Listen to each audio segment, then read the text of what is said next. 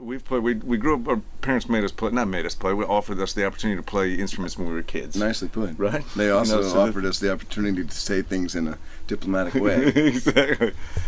But Dermot grew up playing the cello. I grew up playing the violin.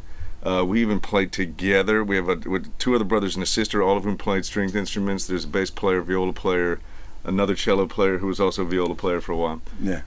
So as a family, we played together a lot. We grew up serious musicians, and then we kind of loosened up in our 20s. Right. I don't know if anyone has ever heard of that happening. And been playing in a couple bands over the years. James, Dermot, and I were in a band called the Low and Sweet Orchestra together on Interscope Records back in, I want to say it was the 90s maybe. 95. 95. Mm-hmm.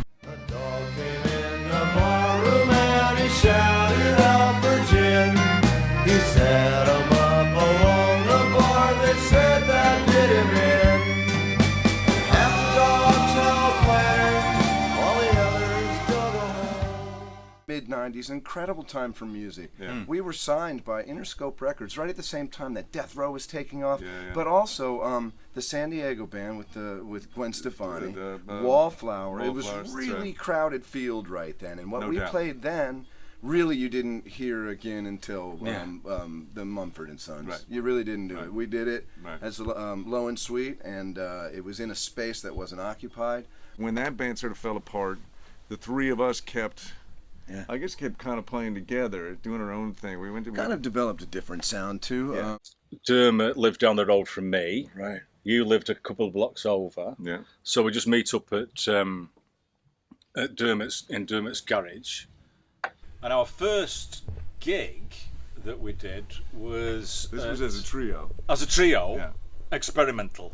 It was. We were out Experimental. so out I there. remember some of the songs didn't Yeah. have as much music in it. Avant-garde, experimental, non-good